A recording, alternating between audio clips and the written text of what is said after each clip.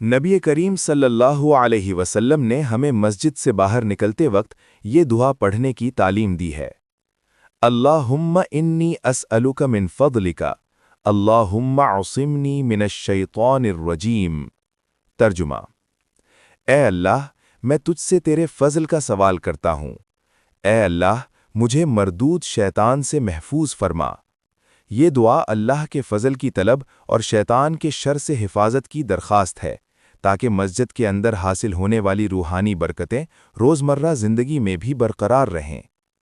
रोज़मर्रा गुफ्तगू में ज़िक्र इलाही शामिल करना।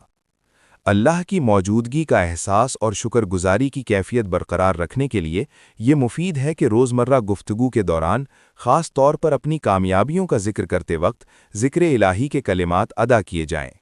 सुबहान अल्लाह, अल्लाह पाक है। अल्हम्दुलिल्लाह, तमाम तारीफ़ें अल्लाह ही के लिए हैं। अल्लाहु अकबर, अल्लाह सबसे बड़ा है। ला इलाहा इल्लल्लाह, अल्लाह के सिवा कोई माबूद नहीं। ये कलिमात इस्लाम में बहुत अज़मत और बड़े अजर वाले हैं। नबी करीम सल्लल्लाहु अलैहि वसल्लम ने फरमाया, सुबहान अल्लाहि वल्हम्दुलिल्लाहि वला इलाहा इल्लल्लाहु वल्लाहु अकबर कहना मुझे इस सारी दुनिया से ज़्यादा महबूब है जिस पर सूरज तुलू होता है। ज़िक्र के ज़रिए तक़वा को बरकरार रखना। अल्लाह का बाकायदा ज़िक्र इन फ़वाइद का सबब बनता है। आजिज़ी पैदा करता है। ये एहसास होता है कि हर कामयाबी अल्लाह के हुक्म से है। आमाल की हिफाजत करता है। अल्लाह से हिफाजत मांगने से आमाल शैतान के असर से महफूज रहते हैं। ईमान को मजबूत करता है।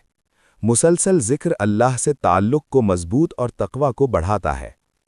इन आमाल को रोज़मर्रा ज़िंदगी में शामिल करके ख़ास तौर पर अपनी कामयाबियों पर गौर के वक्त इंसान मुतवाज़िन सोच रखता है, हर कामयाबी को अल्लाह की तरफ मंसूब करता है और ईमान पर साबित कदम रहता है।